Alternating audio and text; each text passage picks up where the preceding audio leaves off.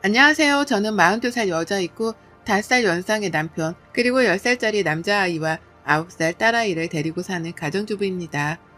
더불어 3년 전 코로나가 시작되면서 합가해서 사는 중인 시어머니까지 더해서 총 5식구가 한 집에 얽혀 지내고 있는데요. 함께 사는 시어머니 때문에 이 나이에 직장도 안 다니는데 아들아이 컴퓨터 앞에 앉았어요. 내일처럼 사연을 들어주시면 감사하겠습니다. 코로나로 세상이 떠들썩하던 3년 전 저희 어머니는 경기도에 있는 저희 집으로 합가를 하러 들어오셨어요. 그날이 바로 어제인 것만 같이 생생한데요. 결과적으로 합가를 해서 지금껏 함께 살고 있었죠. 처음 합가를 제안한 건 시어머니셨고요. 평소에도 아이들이 좋다는 걸 이유로 들먹이며 합가를 하고 싶다는 말씀을 자주 하던 어머님이셨습니다. 결혼 초부터 시아버지께서 몸이 불편하셔서 병원을 자주 들락거리셨는데요. 그것 때문인지 혼자 남편 뒤치다거리를 하면서 집에서 지내는 것이 힘들다고 하선을 자주 하시더라고요. 적적하고 외롭다면서 말이죠. 하지만 저희 부부도 애들 둘 키우며 바쁘게 사느라 합가를 한다는 것 자체는 꿈도 꿀 수 없었답니다. 시어머니의 시아버지까지 모신다고 생각을 하니 저희도 분명 부담은 컸었거든요. 물론 합가 자체가 싫은 게 가장 큰 이유이긴 했지만 말이죠. 그러게 3년 전까지 틈만 나면 학과 얘기를 꺼내는 어머님의 말씀을 못 들은 척 하면서 잘 버텨왔었습니다. 애들이 학교에 들어가고 나서부터는 학부모 같은 저까지 덩달아 바빠져서는 더욱 어머님에 대해서 신경을 쓸 겨를이 없었네요. 남편이 대신해서 시아버지 병간호를 하며 시어머니도 간간히 챙겼고, 제가 하는 일이라고는 며느리로서 안부 인사 정도를 주기적으로 해드리는 것뿐이었어요. 저에겐 제가 챙길 제 부모님이 계셨으니까요. 그러다 코로나가 터진 후 시아버지가 돌아가시게 되며 상황은 아주 급격하게 달라졌습니다. 코로나 때문에 돌아가신 건 아니었지만 아버님 병세가 악화되어 갑작스레 상을 치르게 되었었죠. 그리고 난 후 시어머니는 혼자는 죽어도 못 산다며 남편을 부여잡고 대성통곡을 하시더라고요. 이렇게 살 바에야 그냥 차라리 죽는 게 낫겠다는 심한 말씀까지 하면서 말입니다. 그 후 남편은 시어머니에 대한 걱정의 정도가 달라진 건지 급하게 시댁을 처분하고 시어머니를 집으로 모셔왔어요. 그렇게까지 한 달이 채 걸리지 않았었죠. 저에게는 정말 황망한 때였답니다. 30에 결혼해 남편과 오랜 시간을 함께 살아오면서 충분히 존중받고 사는 줄 알았는데 시어머니를 모시고 사는 문제를 한마디 논의조차 하지 않고 멋대로 결정을 했다고 생각하니 화도 치밀어 올랐었죠. 배우자에게서 받은 배신감도 이루 말할 수 없었고요. 하지만 별 수 없었습니다. 남편이 죽고 혼자가 된 시어머니의 마음을 채 헤아리기조차 힘들었는데 코로나가 터진 상황에서 저조차 세상 일이 어지러운데 무작정 어르신을 나가라며 쫓아낼 수도 없는 노릇이었으니까요. 여러 복합적인 상황들 때문에 제가 잠시 침묵을 하는 걸로 결론을 내렸고, 그렇게 어머님은 저희와 함께 한 집에서 사는 한 식구가 되었답니다. 그간의 어머님과 함께 살며 겪었던 우여곡절이 너무나도 많아서 이 한글에 담을 순 없지만요. 기가 막힐 정도로 이해하기 힘들었던 적들만 꼽아보자니 제 가슴이 다 철렁하네요. 어머님은 저희 집에 들어오셔서 한동안은 적응을 하는 건지 꽤나 조용하셨습니다.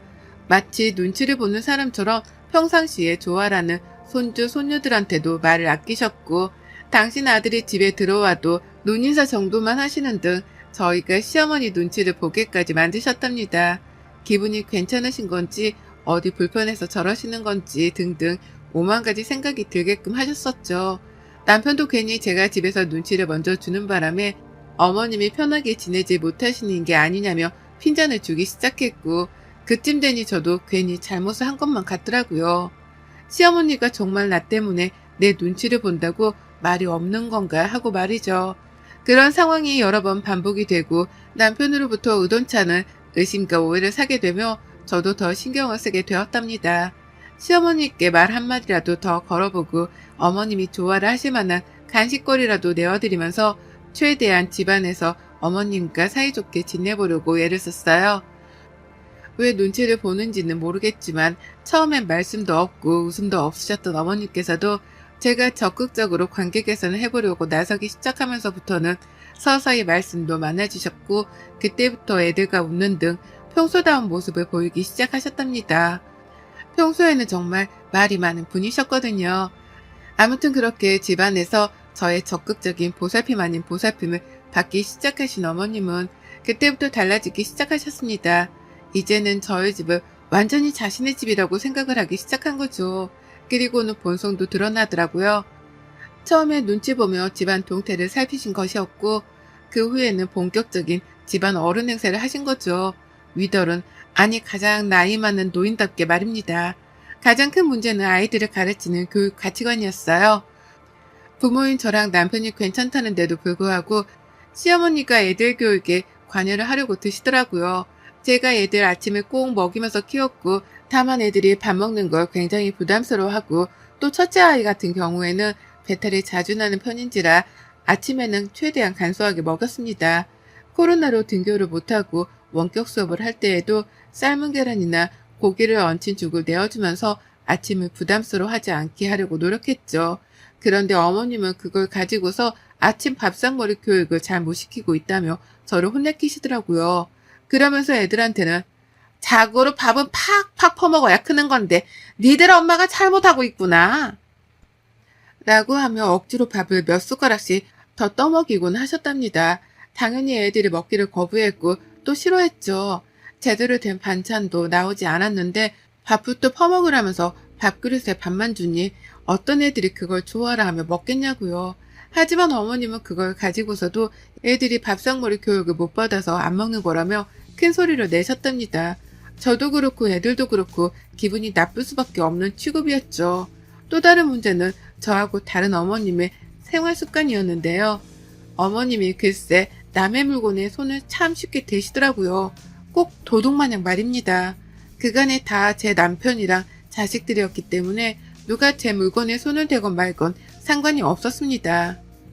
손을 댄다 하더라도 제 물건을 버리는 것도 아니었고 그냥 딸아이가 호기심에 엄마 화장품에 손을 대는 게 전부였는지라 문제가 될 것이 전혀 없었죠. 오히려 귀여운 아이의 행동이었고요. 그런데 시어머니가 집안에 들어오신 후로는 너무나 많이 신경이 쓰이기 시작했어요.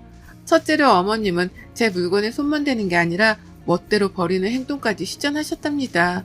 며느리는 딸도 아니고 엄연히 남이기에 며느리 물건에 손을 댈 때 허락이라도 받으면 좋으시란만 그런 애이 따위도 전혀 없으시고요.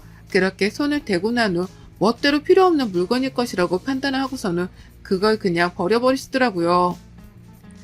그렇게 버려진 제 옷이랑 화장솜, 팩트 쿠션, 그리고 매니큐어가 한 바가지였습니다. 애들이 마냥 어린 갓난아이도 아니고 저도 기분 전환 삼아 손톱에다가 살 색깔이나 투명 색깔의 매니큐어 정도는 생각날 때 한 번씩 바르는 편이었는데요.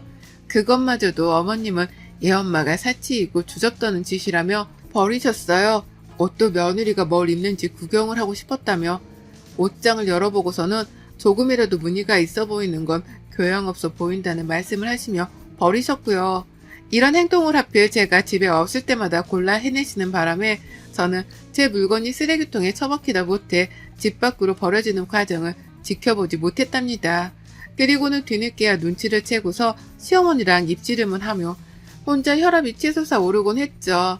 어머님은 일방적으로 자신이 맞는 선택을 했다고 주장하시며 전혀 죄책감 같은 것도 가지질 않으셨고요. 어디서부터 문제였는지 이제는 정확히 기억도 나질 않습니다. 시어머니가 도대체 왜 저러시는지에 대해서 이제는 이해를 할 힘도 없고요.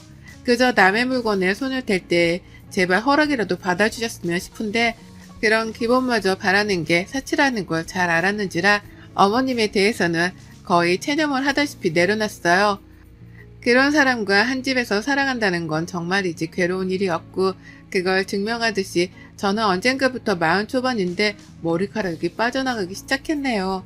자고 있으면 베개 위에 머리카락이 한 움큼씩 빠져있는데 병원을 가보니 스트레스가 원인이라는데 시어머니 때문에 이 나이에 스트레스를 받다 못해 머리카락까지 빠지다니 생각할수록 차차하고 내 부모님을 볼 면목이 없었어요. 잘 사는 모습만 보여드리고 싶은데 뵐 때마다 나이가 팍팍 들어가는 모습을 보여드렸거든요. 친정 부모님까지도 걱정이 많으실 수밖에 없었답니다. 이런 시어머니하고는 정말 끝없는 전쟁을 한 집안에서 이어가는 중이었어요. 언제 끝날지 모르겠다며 저 스스로도 이 싸움의 끝을 감히 짐작조차 못하고 살고 있었는데요. 문제 덩어리인 시어머니가 큰 건 하나를 해내고야 마셨답니다. 지금 생각해도 열불이 나서 손이 파르르 떨리네요. 제가 너무 괴롭고 힘든데 어디다가 스트레스를 풀어야 하나 고민을 하던 중 피부 관리를 시작했어요. 저희 친정엄마가 저 볼 때마다 주름살이 너무 늘어간다며 가슴에 피멍이 드는 심정이라며 괴로워하고 난 후부터였죠. 내가 시어머니 때문에 빠른 노화를 겪고 있는데 이 모습을 친정엄마한테 계속해서 보여드리기만 할 수는 없다 싶었습니다. 그래서 내가 할 수 있는 한 피부 관리도 하고 내 자신을 가꾸면서 엄마한테도 딸이 예쁘게 나이 들어가는 모습을 보여드려야겠다 결심을 했어요. 그때부터 남편이 주는 용돈을 쪼개 제 화장품 사는 데에 쓰기도 했고요. 샤워하고 나와서 직접 만든 팩을 얼굴에 바르고 또 화장품으로 피부 관리도 하다 보니 언젠가부터는 자기 관리를 하는 그 시간이 너무 행복했습니다. 그 시간만큼은 온전히 나를 위해 투자를 하는 시간이었기 때문에 자존감도 괜시리 올라가는 것 같고 힐링이 되었어요. 아이들한테도 그 시간만큼은 엄마를 방해하지 말아달라 부탁을 했을 정도로 저는 하루 중 저녁 20분 동안에 즐기는 그 관리 시간이 행복했습니다. 근데 저희 남편이 고생시켜서 미안하다며 비싼 화장품 브랜드의 로션 하나를 사줬던 게 있었는데요. 정말 이게 언젠가부터 줄어드는 속도가 너무 빠른 거예요. 비싸서 아깝다며 아끼고 아껴가며 쓰던 중이었는데 다음날 쓰려고 보면 농담이 아니라 무슨 로션이 0.5cm씩 줄어들었습니다. 그 정도 용량이 줄어들려면 펌프를 적어도 5번에서 10번은 했어야 할 텐데 그 속도로 로션이 줄어들어 갔어요. 그러니 눈에 확 띄는 바람에 눈치를 챘고 전 단박에 알아차렸죠.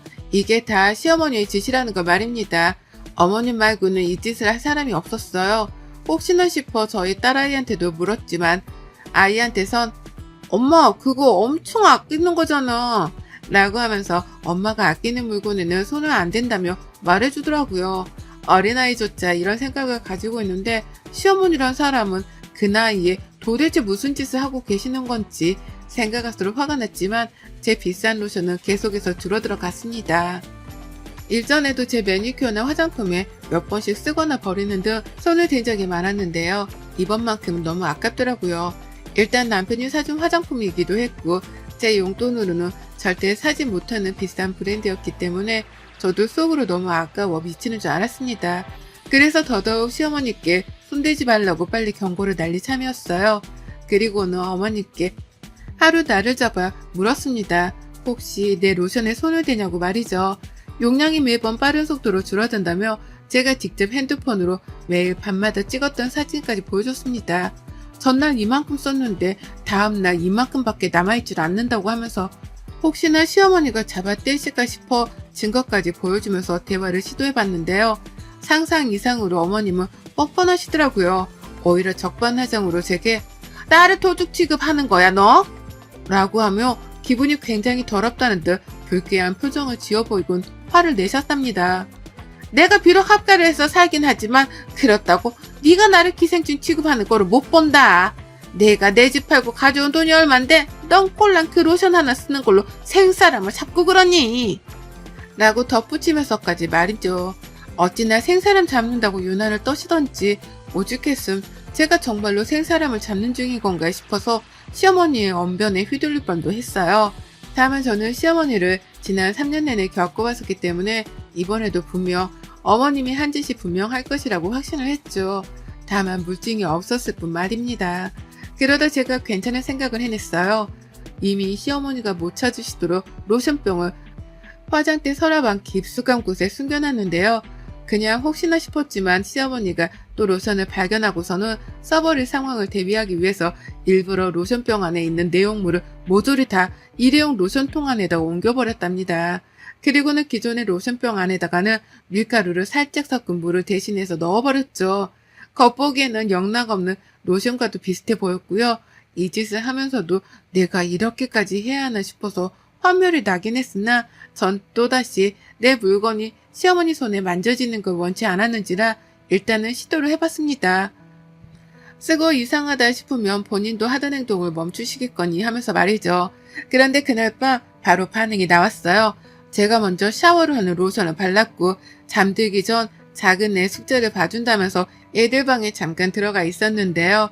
그 사이 샤워를 마친 시어머니가 제 방으로 들어가셨던 모양이더라고요. 전 어머님이 소리를 치며 저를 찾으시기 전까지도 이 사실에 대해서 몰랐습니다. 막 작은 애랑 대화를 하고 있는데 밖에서 시어머니가 서윤이 엄마 어딨어? 빨리 좀 나와봐! 라고 하면서 저를 급하게 찾으셨어요. 어머님이 원래 정색할 일이나 저와 국거리를 두려고 하는 일에는 저희 딸 이름을 넣어서 누구 엄마야 하고 부르시거든요. 이번에도 딱 그런 상황이었답니다.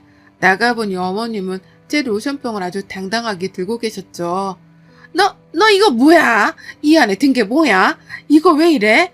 내가 이걸 팔랐는데 순간 얼굴이 굳어지면서 뭐가 힘을건 게 올라오는데 이거 뭐냐고 빨리 말 안 해? 라고 하면서 로션병 안에 든 내용물의 정체를 물으시더라고요. 제가 밀가루 섞어놓은 물인데 그걸 귀신같이 알아내신 겁니다. 얼굴에 펴 바르자마자 냄새도 이상하고 물이 마르면서 밀가루가 얼굴 위에 쌓이며 껍질 같은 게 생겨서는 껄끄러워졌다는 이유로 눈치를 까신 거였죠. 그리고 저는 그때다 싶어 아주 당당하게 물었어요. 뻔뻔한 시어머니께 당당하게 받아친 거죠. 왜 제 물건에 손대세요? 그거 제 로션인데 그걸 왜 바르세요? 남의 허락도 없이? 라고요. 어머님은 순간 아차 싶었던지 잠깐은 말을 잇지 못하셨지만 이내 말씀하셨습니다. 지금 그게 문제야? 이게 뭐냐고! 이거 왜 이래? 라고요. 그리고는 저한테 뭐가 들었는지 빨리 말을 하라고 하시는데 제가 그걸 순순히 대답해 줄 리가 없었죠. 왜 남의 걸 만지시냐니까요? 그 대답을 먼저 해주셔야 하는 거 아니에요? 라면서 더욱 깊게 파고드는 질문을 던졌더니만 어머님은 아유 짜증나! 라고 거품을 불며 화를 내셨습니다. 그리고는 이게 진짜 뭐냐니까? 라며 마치 음식물 찌꺼기 물이라도 얼굴에 묻었다는 듯이 손사래를 치시며 화장실로 달려가셨어요. 세수를 하기 위해서였죠. 그리고 전 어머님을 따라 화장실 문 앞까지 쫓아가서는 말씀드렸습니다. 그러게 왜 남의 화장품을 건드리셔서 그거 밀가루 탄 물이에요. 피부엔 별 탈 없으니 너무 겁먹지 마세요. 라고요. 시어머니는 너무 황당하셨는지 저를 쳐다만 보셨고 저는 그런 시어머니께 싱글생글한 표정을 보이면서 똑같이 노려봐 드렸습니다. 뭐 어쩔 거냐는 표정으로 말이죠. 그러니 어머님이 알아서 눈을 피하시더라고요. 이번에 밀가루 섞은 물에서 끝이 났지만 다음번에는 피부에 독이 될 약이라도 탈지 모른다 싶으셨는지 걱정이 한가득이라는 표정으로 세수를 하셨어요. 그리고 그날 어머님은 세수를 다 마치고 나오자마자 제게 앞으로 화장품에 손 안 댈 테니 이상한 거 타놓지 말라 경고스러운 부탁을 스며시 날리셨습니다.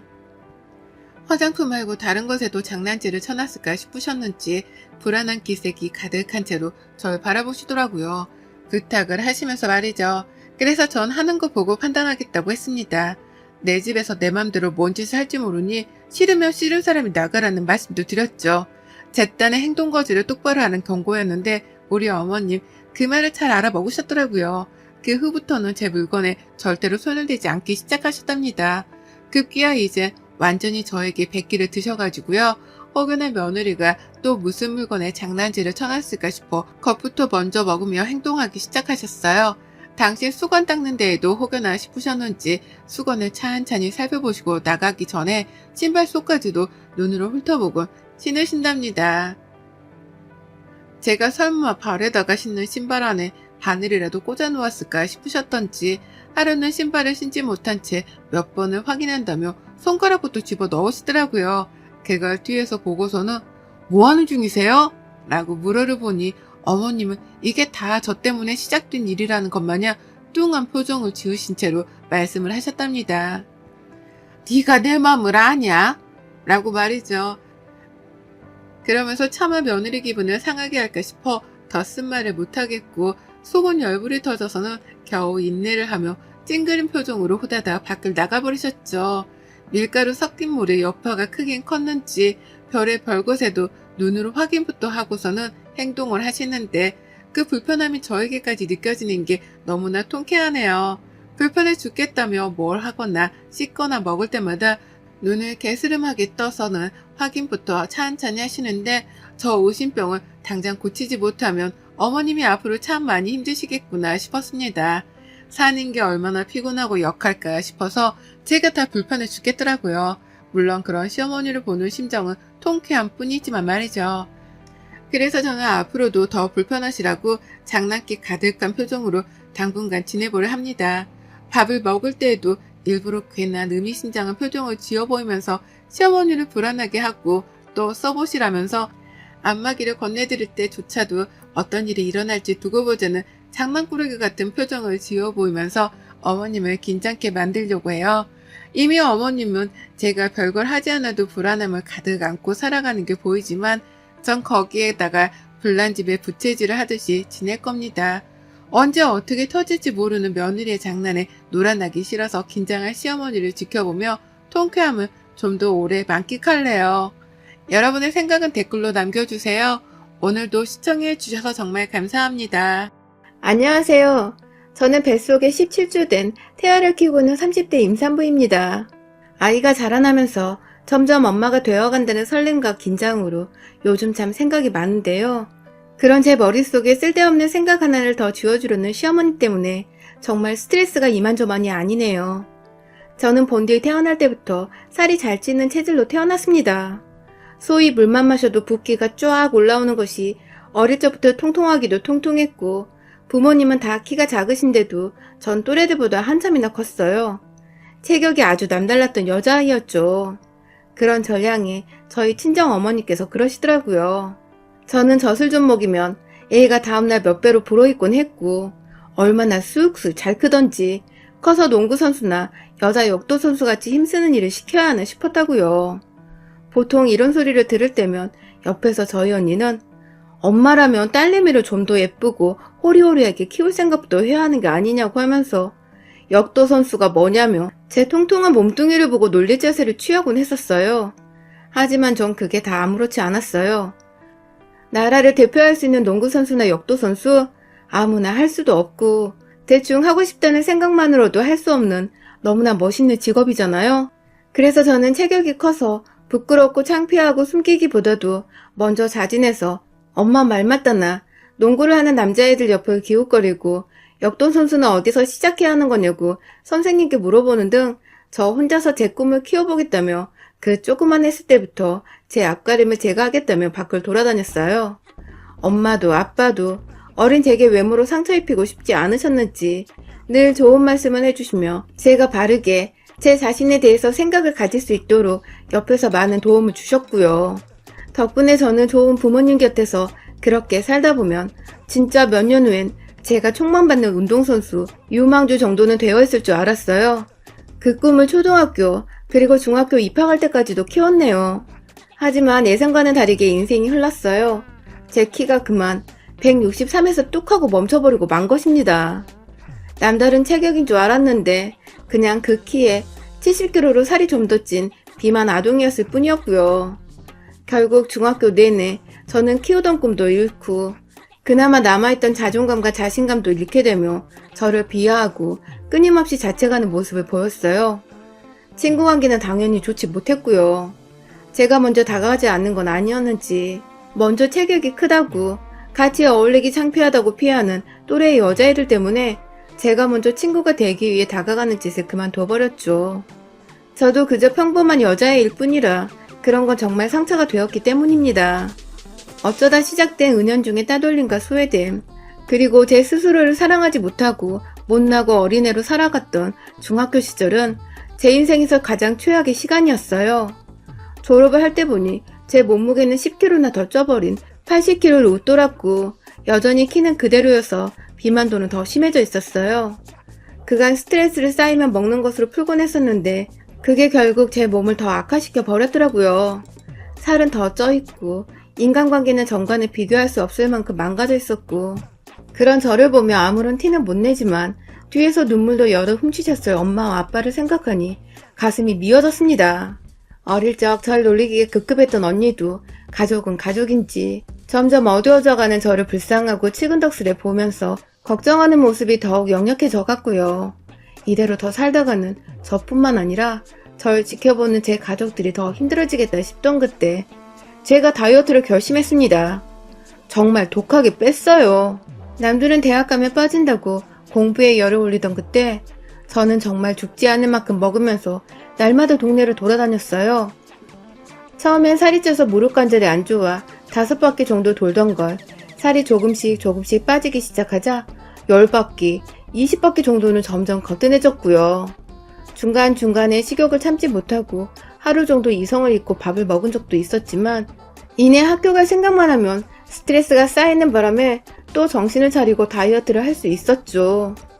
그렇게 중학교를 졸업하고 고등학교에 입학하는 딱 그 사이 그 짧은 기간 동안 저는 무려 30kg를 빼버렸습니다. 정말 초등학생 하나가 제 몸에서 빠져나간 꼴이었어요. 사람이 완전 딴 사람이 되어버리니 저는 말할 것도 없고 가족들도 정말 많이 좋아했습니다.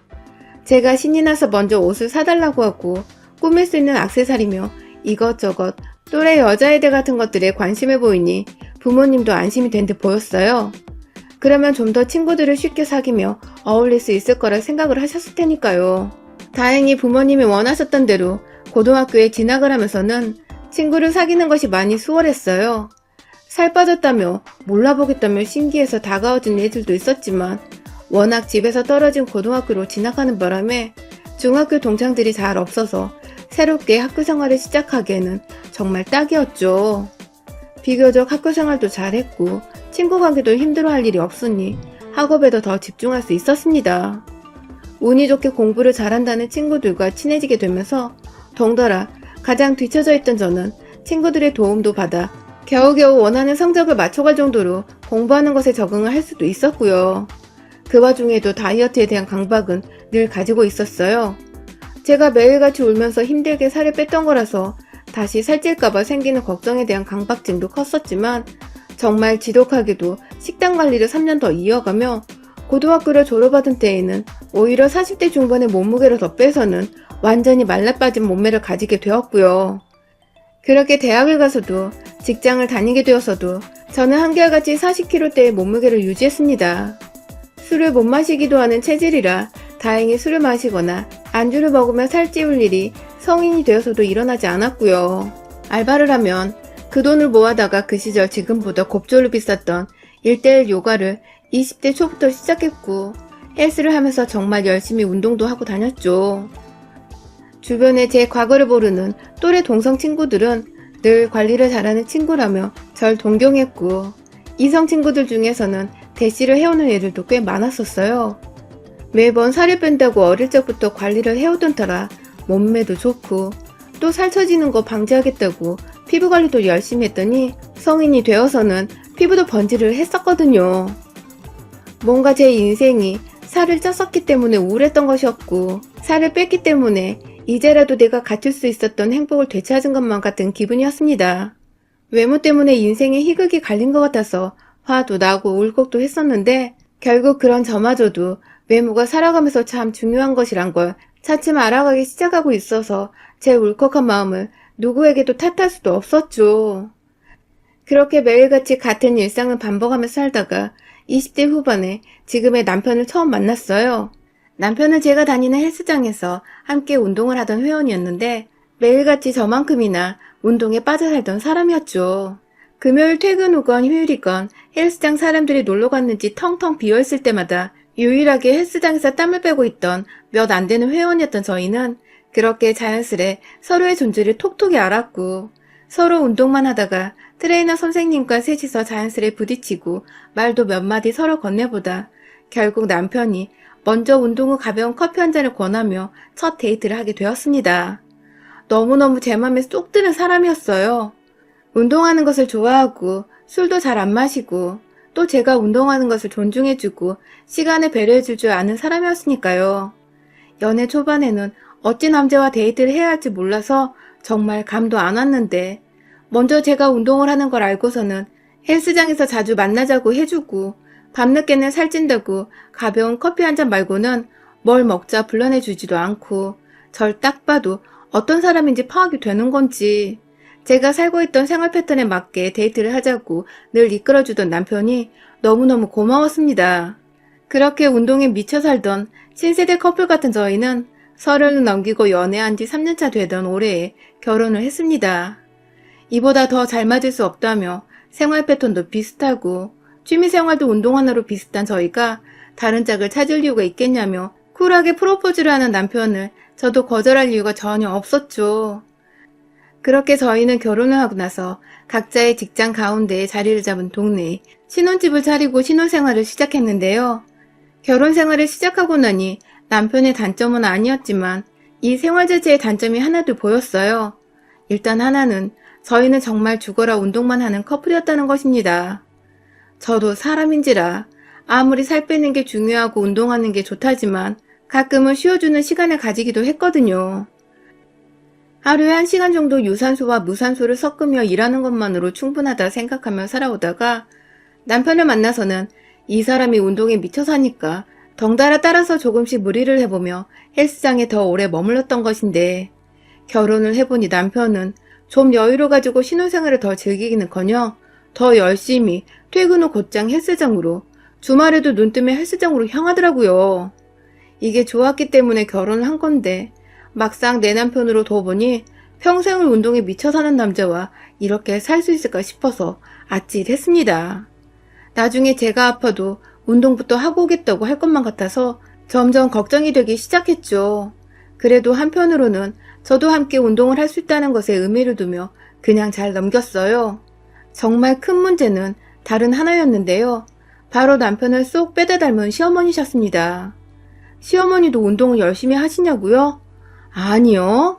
바로 남편이 운동에 미쳐 사는 것처럼 한번 빠지거나 생각을 하면 헤어나지 못하고 그것만 생각하는 점이 쏙 빼다 닮았다는 것이었죠. 결혼 초까지만 해도 시어머님은 그리 얼굴을 잘 보는 사이도 아니었고 저와 막 살갑게 지내는 사이도 아니었어요.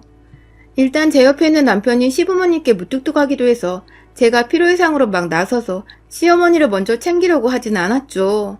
그렇게 결혼 생활이라는 건 남편과 둘이서 새 살림을 차리면서 잘 사는 거라 생각을 하고 살았는데 제가 결혼하고 5개월도 지나지 않아 아이를 임신하게 되었습니다. 제가 아이를 임신하게 되면서 식욕이 부쩍 늘었는데요.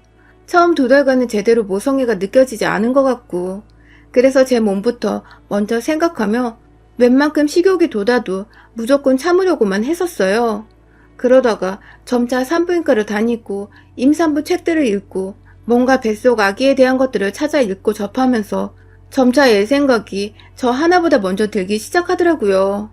그렇게 하나 둘 입에 대고 먹기 시작한 음식들은 점점 첩첩산중으로 쌓여갔고 임신한 것을 좋아라 했던 남편도 먼저 먹을 걸 사다 주기 시작하면서 저는 2달도 안 되어 몸이 크게 불어나기 시작했습니다. 여기저기 임신 축하 전화도 많이 받았고요. 조언도 많이 해주시니 임신 주수가 지나갈수록 제 자신도 몸을 더 조심히 다루기 시작했어요. 운동을 무리하게 하는 것이 안 좋다고 하여 처녀짝에 했던 운동량을 절반의 반으로 확 줄여버렸고 간간히 저녁에 산책을 하는 것으로 운동을 대신했죠. 처음에 무조건 단점이라고 생각을 했던 남편의 미친 운동사랑도 제가 임신을 하게 되니 천만다행으로 바뀌기 시작했어요. 연애 때부터 지나가는 아기들을 보면서 무척이나 귀여워하길래 아이를 좋아하는 남자라는 걸 알고는 있었지만 이렇게도 다정한 남자일 줄은 정말 몰랐었습니다. 평생 좋아하던 운동도 제가 임신을 하던 순간부터 확 줄였고 제가 저녁에 산책을 할 때 꼭 항상 옆에서 손잡고 따라와서는 같이 동네를 걸어줬어요. 제 임신과 함께 덩달아 남편의 생활습관도 완전히 뒤바뀌게 되었죠. 맛있는 거 같이 먹고 몸에 좋다는 저녁 밥상도 같이 차려 먹고 저희는 연애와 결혼까지 포함해서 거의 3년 5개월 만에 처음으로 몸무게 앞자리가 하나 늘어나는 등 포동포동하게 살이 쪘어요. 아주 보기 좋게 말이죠. 이게 다 뱃속 아기한테 좋은 거라 생각을 하고 또 뱃속 아기 덕분에 저희도 오랜만에 먹고 싶었던 것들을 마음껏 먹어본다고 생각을 하니 그저 즐거웠습니다. 그런데 우리 시어머니만 생각하면 잘 먹고 잘 살다가도 숨이 턱하고 막혔습니다. 하도 옆에서 살이 뒤룩뒤룩 쪄가는 중이라며 잔소리를 하셨기 때문인데요. 앞서 말씀드렸듯이 저희 시어머니는 하나에 빠지면 그것 말고는 다른 생각을 못 하시는데 글쎄 제가 임신을 하고 나서는 완전히 관심의 대상이 저와 뱃속 아기한테 쏠려버리신 겁니다. 처음 임신했다고 전화를 드렸을 때는 저희 친정 부모님만큼이나 좋아하셨고 또 좋은 말씀도 많이 해주셨어요. 그 덕에 양가 어른들 축복받으며 우리 아기가 잘 크겠다고 너무나 감사해 했고요. 그런데 다달이 시간이 지날수록 시어머님의 덕담은 점차 악담으로 변하기 시작했습니다. 처음에는 단순히 임신한 여자가 얼마나 조심히 행동을 해야 하는지 알려주는 조언부터 시작이 되었어요.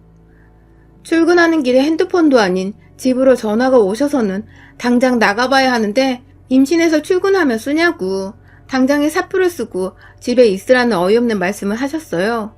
곧 애가 태어나면 나갈 돈이 더 많아질 텐데 따로 용돈을 저희한테 주지도 않으시면서 무턱대고 저한테 일을 그만두라고 하시니 저는 그게 당연히 달갑게 들리진 않았죠. 그냥 생각해보겠다는 마음에도 없는 대답을 드리고는 출근을 해야 한다며 급하게 전화를 끊고 남편과 함께 집을 나섰습니다. 그런데 그게 시작이었어요. 점점 돈 한 푼 손에 쥐어주지도 않으시면서 이걸 사 먹어라, 저걸 사 먹어라 하며 저도 뻔히 인터넷에 조금만 검색을 하면 아는 내용까지 바쁜 출근길이나 피곤한 퇴근길에 전화가 와서 알려주시거나 어느 한의원이 임산부 몸보신 용안약을 만든다더라 하면서 그 나이 어르신들이 할 법한 잔소리와 덕담을 반 섞인 말들을 시전하시면서 제가 참 전화를 받고 싶지 않게 만드셨어요. 그래도 나름 시어머니가 며느리를 생각해서 챙겨주시려고 이러시는 거라며 마음을 다잡고 늘 반갑게 그리고 예의 바르게 전화를 받곤 했었는데요. 시간이 지나면서 악담과 덕담의 경계가 모호해지는 순간이 찾아왔어요. 바로 한 달 전쯤에 있었던 일 때문이었습니다. 그때 제가 회사에서 중요한 발표가 있어서 거의 발표날을 기준으로 일주일 정도간 회사에서 야근을 하며 지냈는데요. 하필 그 사이에 저희 시어머님이 저희 부부한테 말 한마디 없이 집으로 찾아오셨더라고요. 저는 일한다고 남편한테 미리 말을 하고는 집중하려고 핸드폰을 무음으로 해놨었는데 뒤늦게야 늦게 퇴근하는 길에 시어머니가 오셨다는 남편의 문자를 읽고는 황급히 집으로 들어왔고요. 차로 1시간 정도 걸리는 거리에 살고 계셨던 시어머니는 그날 저희 집에서 주무시려고 하셨는지 저녁 시간에 오셔서는 옷가지가 담긴 짐까지 챙겨 오셨더라고요. 황급히 집에 들어가니 시어머니는 혼자서 화가 단단히 나 계셨습니다. 제가 없는 사이에 남편한테 이미 잔소리 폭격을 던져놓으셨더라고요. 임신한 여자가 회사에서 뭐 이리 오래 일을 하고 있냐고, 내가 말한 한의원 집에서 약 타려고 전화는 한번 해봤냐는 등 한참을 남편을 향해 혼을 내시다가 뒤늦게 들어온 며느리인 저를 보고는 기가 찬다는 표정을 짓고는 방으로 먼저 들어가신 시어머니는 다행인지 뭔지 다음날 저희가 출근을 해야 하는 시간에 맞춰 짐을 싸서 도로 집으로 돌아가셨어요. 뭐 때문에 오셨는지는 모르겠지만 불시에 들어와 저희 부부가 어떻게 뱃속 아기를 키워내고 있는지 살고 있는지를 확인하고 검사하고자 오신 것만 같아서 기분이 그리 좋지는 않았어요. 오히려 마구 불쾌하기만 했죠. 그러다가 불과 일주일 전 결국 터질 것이 터지고야 말았습니다. 임신한 며느리를 제대로 교육시켜야겠다는 것에 확 꽂히신 건지 우리 시어머니는 집에 오셨던 그날부터 쭉 매일같이 저한테 문자로 뭘 먹었는지 혹은 무슨 운동을 오늘은 했는지 하나하나 물어보시고 상담을 받으라 하셨어요. 의사가 아닌 본인한테 말입니다. 자식이라고는 남편과 그 밑에 도련님 이렇게 딱 돌 키워내신 분께서 마치 옛날 옛적 자식을 7, 8명은 낳은 여자들인 것 마냥 전문가 행세를 하시는 저희 시어머님은 자신은 남들이 잘 못 낳는 아들을 둘이나 낳은 여자라며 말끝마다 자신을 따라야 한다는 헛소리와 함께 제게 이러쿵 저러쿵 잔소리를 시전하셨죠. 그러다 결국 또다시 말도 없이 퇴근하고 나니 집에 거의 다 도착을 했다며 저희 집을 찾아오셨는데 들어오자마자 멋대로 제 배를 두 손으로 확 만지시더라고요. 아무리 임산부라지만 제 배를 함부로 만지는 건 저도 기분이 나쁘거든요. 그런데 시어머니는 그 흔한 양해도 구하지 않고 무턱대고 제 배를 턱 하고 만지더니 애가 잘 자라는 것 같지 않다며 그렇게 일하고 약도 안 지어먹고 살다간 애 금방 죽는다며 감히 해서는 안 될 악담을 임산부인 제 앞에서 하셨어요. 남들은 시댁에서 먼저 맛있는 거 사 먹으라고 용돈도 주고 좋다는 음식을 사서 보낸다는데 우리 시어머니는 10,000원 한 장 쓰지도 않으시면서 뭐 그리 잔소리만 많으신 건지. 그놈의 한의원 타령은 저 처음 임신했을 적부터 매주 듣고 있는 것 같았어요. 이렇게까지 제가 안 사먹고 있으면 먼저 사줄 법도 한데 여전히 돈 한 푼은 안 쓰고 계시고 그 와중에 며느리가 건강은 했으면 좋겠고 아이 하나 가진 게 이 정도로 별날 일인가 싶어서 애가 죽는다는 헛소리를 들었는데도 겨우 마음을 안정시키며 참고 있었는데 아니 글쎄 이제 겨우 퇴근해서 어머님 인사드린다고 내내 서있던 저한테 저녁밥은 늘 이렇게 안 차려 먹는 거냐며 냉장고를 이리저리 뒤지고는 저한테 밥 타령을 하시는 게 아니겠어요? 저번에 집에 왔을 때도 너 야근한다고 집에 늦게 들어와 식탁에 밥상이 안 차려있지 않았냐. 그런데 오늘은 뭐 때문에 식탁이 텅텅 비어있냐며 굳이 그 시끌벅적한 목소리로 큰 소리를 내며 냉장고를 퍽퍽 닫았다 열고 저와 남편을 번갈아 쳐다보며 비어져 있는 식탁을 가리키며 밥을 차려 먹으라고 하는데 그 소리는 꼭 자기 밥을 차려달란 소리 같았습니다. 임산부 며느리 걱정되어 한의원 약타령 하시기 전에 그냥 돈을 주시던가 아니면 대신 사주시던가 아니면 그냥 우리를 내버려 두시던가 하시는 게 좋을 것 같았어요. 그래서 저도 모르게 너무 힘들고 스트레스가 쌓여서 어머님, 저희가 아침이면 저녁이면 잘 알아서 챙겨 먹겠다고 말씀을 드렸습니다. 제가 임신하고 먹고 싶은 게 많아서 나름 남편과는 잘 챙겨 먹으면 살도 전보다 많이 쪘다고 걱정하지 마시라며 얘기를 했어요.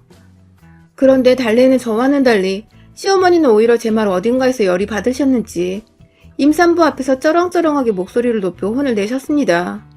기껏 시어머니가 집까지 찾아와 말을 하면 귓구멍으로 듣는 신용이라도 하라며 친정에서 뭘 보고 자랐길래 애가 이리 멍청하고 예의가 없냐며 갑자기 저희 친정을 거들먹거리며 절 비하하기 시작하셨어요.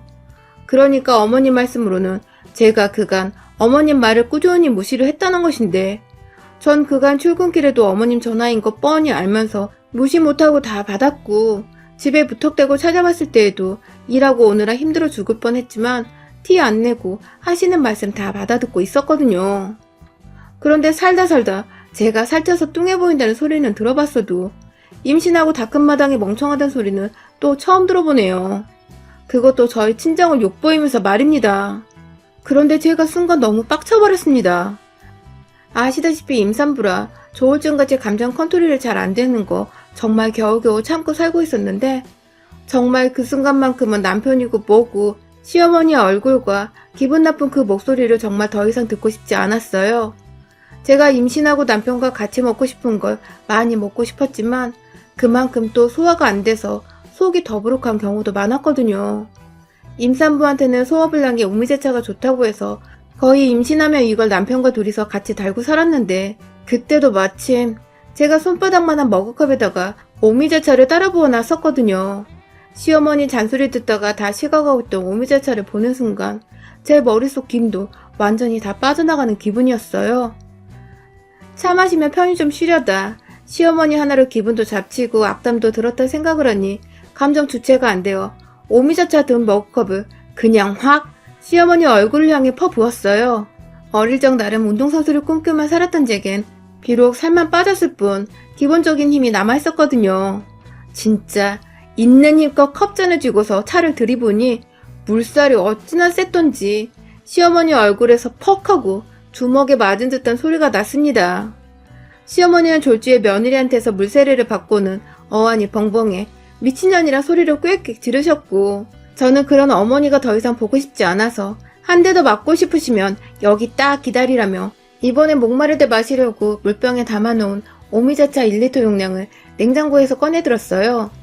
시어머니한테 들이부으려고 위에 닫혀있던 뚜껑을 열고 확 시어머니한테 가려고 팔을 들어올리는 그 순간 시어머니가 엄마야! 하며 남편을 붙잡고 뒤에 숨어있다가 한참을 미쳤다고 잔뜩 쫄아서 말리라고 남편을 설득하다 결국 본인 입으로 먼저 미안하다고 아무 말도 이젠 안 하겠다며 오두방정을 떨며 사과를 하시더군요. 그러다가 제가 하도 손에서 물병을 놓지 않고 있으니 혼자 방방 뛰다가 남편이 말리러 온 사이에 자기 가방도 미처 챙기지 못하고 혼자 문 밖으로 주랭랑을 치셨고요.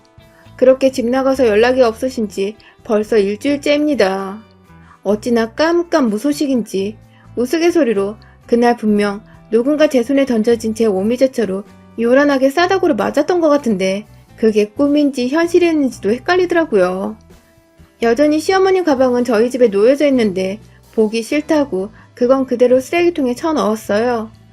혹여나 또 전화 오면 그땐 요구 바가지로 해주려고 전화선도 안 뽑아놓고 기다리고 있는데 저한테 완전 쪼르셨는지 더 이상 연락도 없으세요. 덕분에 남편도 저한테 이런 모습이 있는 줄 몰랐는지 완전 쫄아서는 자기 엄마가 너무 심한 말을 했다며 옆에서 더더욱 저를 왕비 모시듯 떠받들어 주고 있고요. 아휴, 살면서 살 때문에 모진 경험도 하고 참 힘들게 살았는데 이제 좀 맛있는 거 잘 먹고 살려 하니 시어머니가 절 딱 건드리시는 바람에 나름 한동안은 정신적 스트레스가 상당했었지만 이제는 좀 자유가 된 것 같아서 속이 후련합니다. 다음에 또 헛소리하려고 말도 없이 집에 찾아오시는 날에는 저 진짜 그때는 오미자차가 아니라 욕조에 물 한가득 집에 있는 차 종류는 다 털어내 우려서는 시어머니 면상에 바가지로 퍼서 던져버릴 거예요. 또 오기만 하세요, 아주. 여러분의 생각은 댓글로 남겨주세요. 오늘도 시청해주셔서 정말 감사합니다.